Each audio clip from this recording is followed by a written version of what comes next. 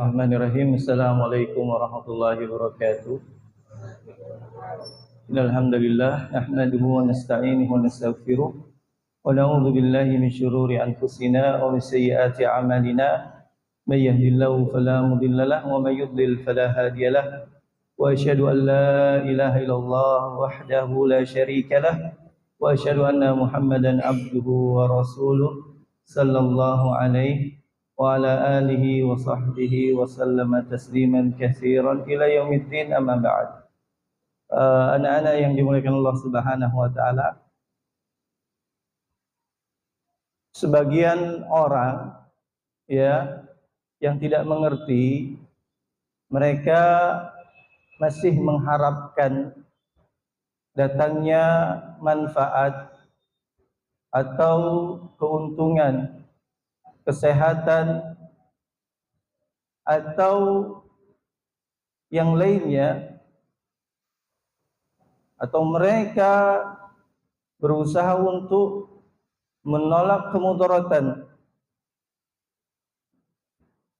apakah penyakit atau dalam rangka untuk menangkal sihir atau musibah ataupun kesialan. Sebagian mereka menggunakan yang namanya jimat-jimat. Jimat-jimat ini macam-macam. Ada yang berupa kalung digantungkan di leher. Apakah untuk anak-anak yang masih kecil itu, yang terbuat dari kain,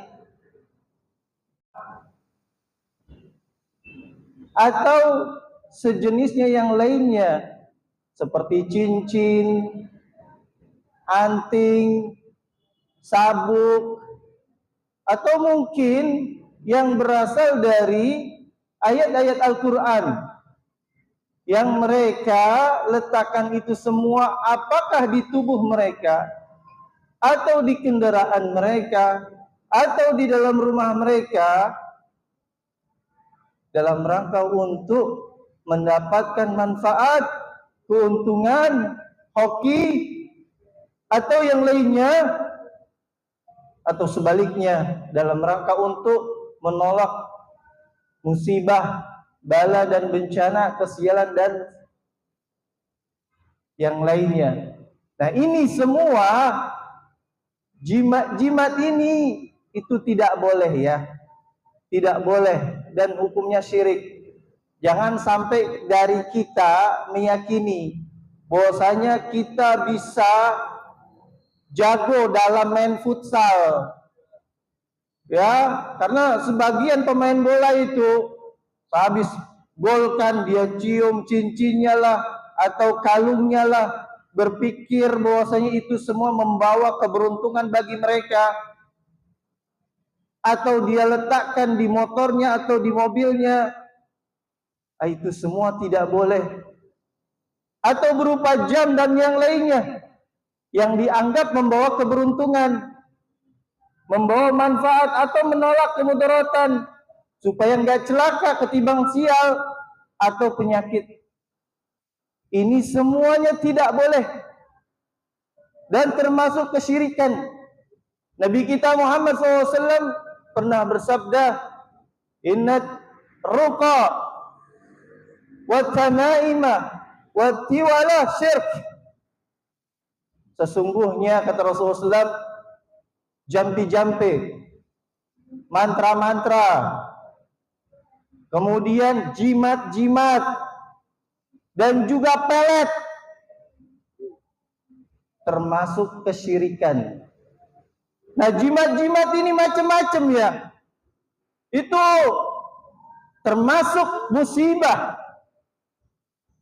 Berapa banyak orang yang berbisnis, berjualan, berdagang, mereka biasa mencari penglaris dari jimat-jimat tersebut.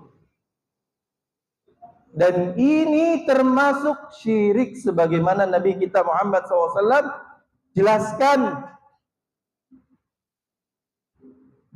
Bahkan Rasulullah SAW bersabda, "Man 'allaqa tamimatan faqad asyrak."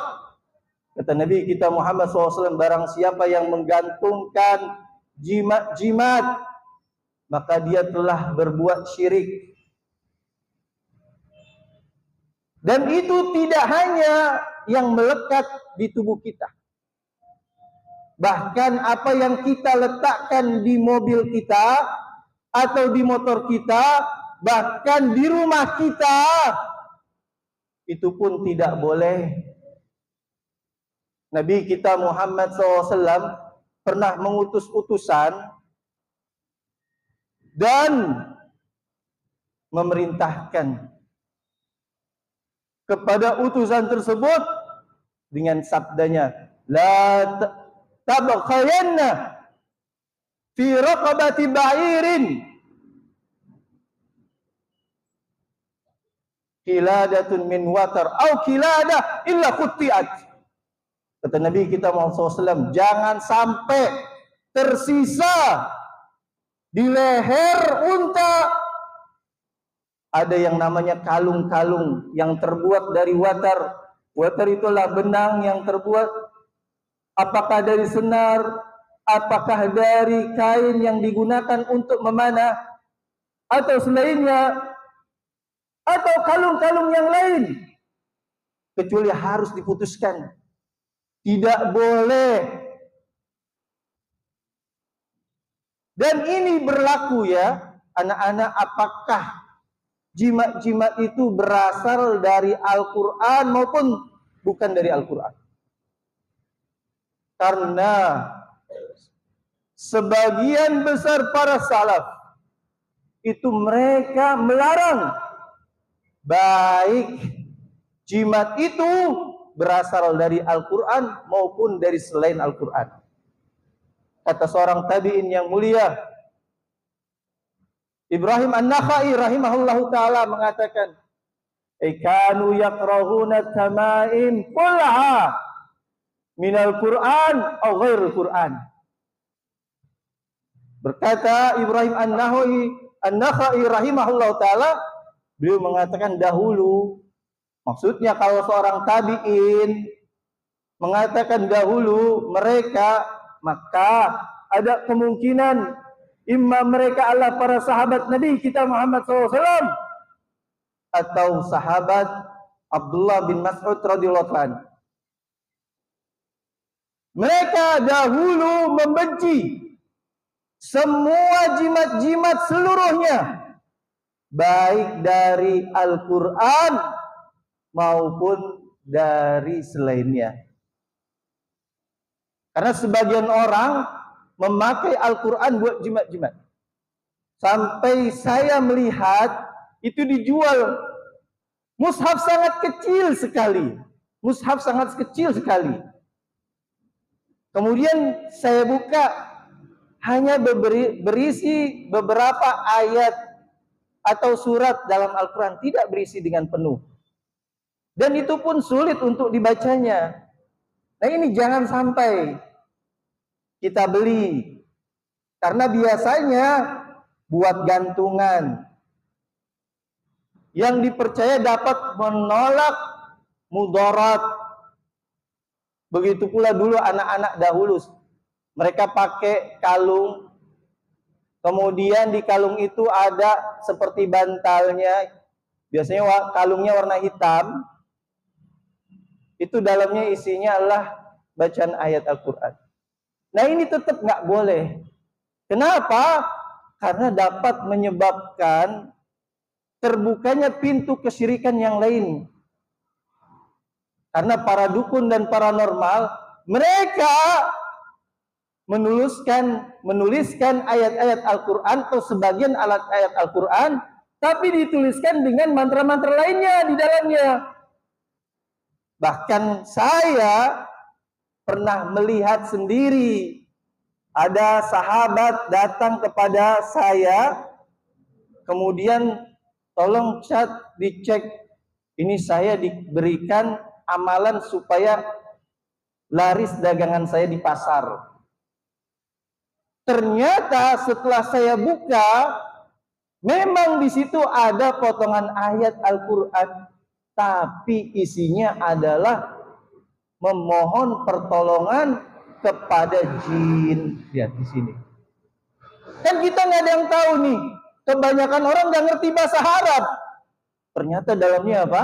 Ternyata dalamnya tulisan bahasa Arab, kemudian potongan ayat-ayat Al-Quran yang berisi kepada permintaan kepada jin.